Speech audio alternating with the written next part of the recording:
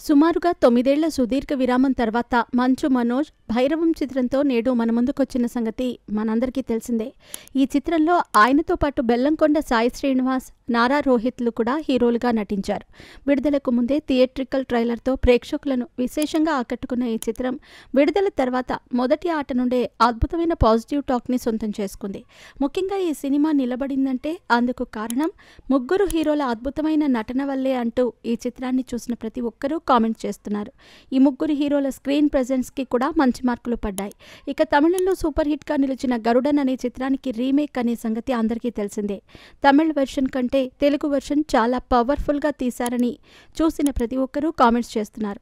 ఇదంతా పక్కన పెడితే ఈ సినిమా విడుదలకు 2 రోజుల ముందు మంచు విష్ణు హీరోగా నటించిన కన్నప్ప చిత్రం హార్డ్ డ్రైవ్ మిస్ అయిందని, అందులో VFX షార్ట్స్కి సంబంధించిన 1 గంట 45 నిమిషాల ఫుటేజ్ ఉందని, ఆఫీస్ బాయ్ రఘు, అదేవిధంగా చరిత అనే అమ్మాయి ఈ హార్డ్ డ్రైవ్ మిస్ అవ్వటానికి కారణం అంటూ సోషల్ మీడియాలో ప్రచారం సాగింది. అయితే చరిత అనే అమ్మాయి మంచు మనోజ్ ఆఫీస్లో అసిస్టెంట్ అని, హార్డ్ డ్రైవ్ కనిపించకుండా పోవటానికి మనోజ్ కారణమై ఉంటాడని మంచు విష్ణు వర్గం ఆరోపణలు చేసింది. అయితే 'భైరవం' చిత్రం విడుదలకు ముందు ఒక ప్రీ రిలీజ్ ఈవెంట్ని ఏర్పాటు చేశారు. ఈ ప్రీ రిలీజ్ ఈవెంట్లో మంచు మనోజ్ చరితని ఉద్దేశిస్తూ చేసిన కొన్ని కామెంట్స్ ఇప్పుడు సెన్సేషనల్గా మారాయి.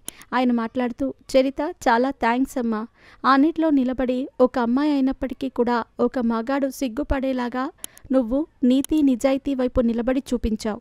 మీ అందరికీ జీవితాంతం నేను తోడుంటాను అంటూ చెప్పుకొచ్చాడు మంచు మనోజ్. మీడియాలో జరుగుతున్న ప్రచారం గురించి మనోజ్కి బాగా తెలుసు.